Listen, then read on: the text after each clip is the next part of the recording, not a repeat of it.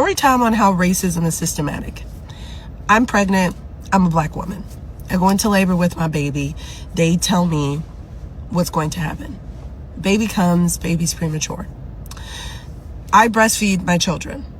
Shocking, right? Because apparently black women don't do that. But here's what I will tell you. This is where the systematic racism comes into play. Not being called the N-word, but literal systematic racism. They come in and tell me, we cannot give your daughter your breast milk because we found drugs in your system. I say, well, that's impossible because I don't do drugs. They say it was marijuana. I say that is also impossible because I don't smoke marijuana. They say, well, we found it in your milk and we cannot give her your milk. We're going to give her this formula. We need you to sign a paper for this formula we're going to give her. I say, fresh out of surgery, might I add, C-section, having these conversations.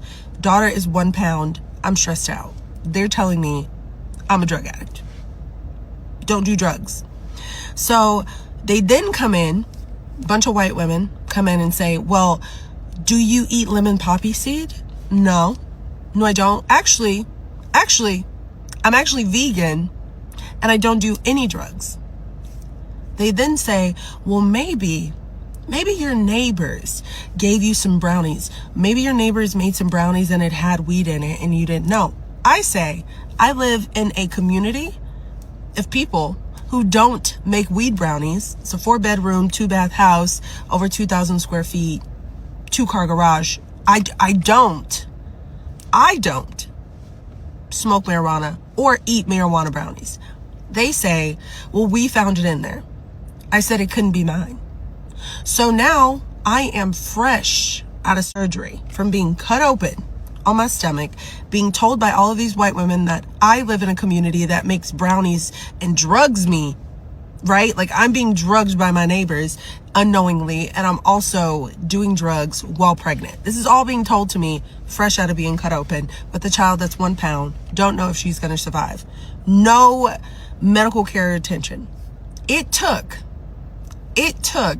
for the hospital, the president of the hospital, to be called, demanding to retest my milk or there's going to be a lawsuit. I am post-surgery, guys. Not even 2 hours, let alone 12. Okay? I'm post-surgery and I have to advocate for my child, my black daughter, to drink her black mother's breast milk because I'm being gaslit this whole time so that and here's the kicker.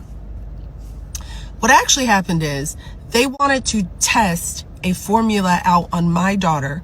And if you don't know this, trials and tests and studies are done a lot on black babies because unknowingly they think that black people are uneducated and they get you in a state where you are in survival mode and you don't take a second to pause and think and make an informed decision. So they thought the likelihood of me being a black woman and smoking weed while pregnant was high based on statistics. Well, guess what? They tested my milk and the demand was you need to retest the same milk. You need to retest it. And guess what? There was no marijuana. And my daughter got to drink breast milk. I'm saying all that to say, when we think about systematic oppression, we do not understand how deep it runs. We do not understand that there is a literal attack on a black woman, especially when she's in medical care.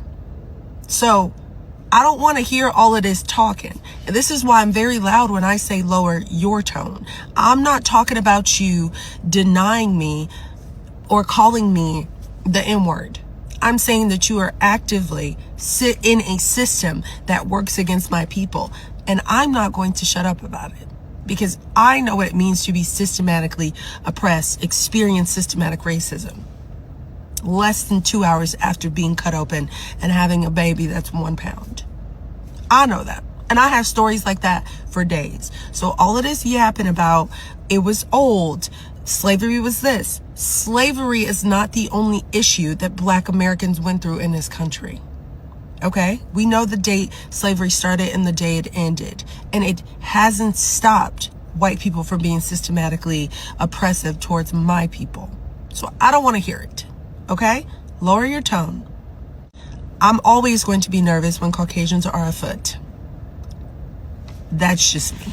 I have a podcast, so if you like that story, make sure you go click the link in my bio and check it out. I'm talking to you. I'm talking to me too. Spotify, Apple, Google, Danielle to you, everywhere you could think of, okay?